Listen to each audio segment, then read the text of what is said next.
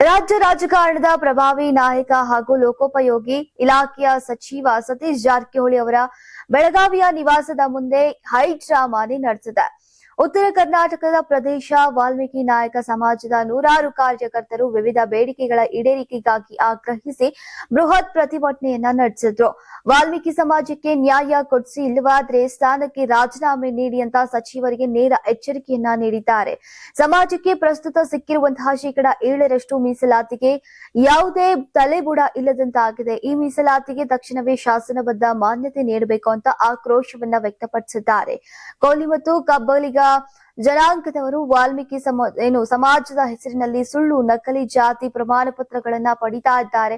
ಇದನ್ನ ತಡೆಗಟ್ಟೋಕೆ ಸರ್ಕಾರ ವಿಫಲವಾಗಿದೆ ಅಂತ ಪ್ರತಿಭಟನಾಕಾರರು ಆಕ್ರೋಶವನ್ನ ವ್ಯಕ್ತಪಡಿಸಿದ್ರು.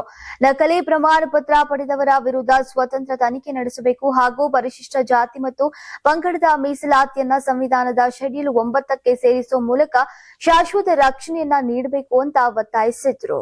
Karnataka TV leader awards 2025 best ಯುವ ನಾಯಕ ನಾಮಿನೇಷನ್ ಮಧ್ಯ ಹಾಗೂ ಕರಾವಳಿ ಕರ್ನಾಟಕ ವಿಭಾಗ. ಬಿವಿ ಶ್ರೀನಿವಾಸ್, ಮಾಜಿ ರಾಷ್ಟ್ರೀಯ ಅಧ್ಯಕ್ಷ ಯೂತ್ ಕಾಂಗ್ರೆಸ್. ವಿನಯ್ ಕುಮಾರ್ ಜೆಬಿ, ಯುವ ನಾಯಕ ದಾವಣಗೆರೆ. ರಘು ಚಂದನ್, ಬಿಜೆಪಿ ಯುವ ನಾಯಕ ಚಿತ್ರದುರ್ಗ.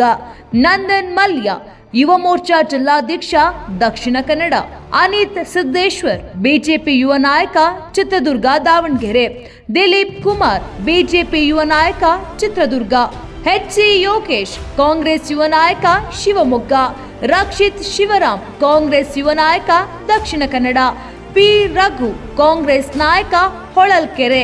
ಚೇತನ್ ಕೆಂಪರಾಜು, ಜೆಡಿಎಸ್ ಯುವ ನಾಯಕ ಚಿಕ್ಕಮಗಳೂರು. ಸತೀಶ್ ಗೌಡ. ನೀವು ಸಣ್ಣ ಆಗ್ಬೇಕಲ್ವಾ? ಅದು ಒಂದು ಉತ್ತಮ ಆಹಾರದಿಂದ ಸಣ್ಣ ಆಗ್ಬೇಕಲ್ವಾ? ಪ್ರತಿದಿನ ನಮ್ಮ ಜೀನಿ ಸ್ಲಿಮ್ ನ ಯೂಸ್ ಮಾಡಿ ಯಾವುದೇ ಸೈಡ್ ಎಫೆಕ್ಟ್ ಇಲ್ದಂಗೆ ನೀವು ಸಣ್ಣ ಆಗ್ತೀರಾ.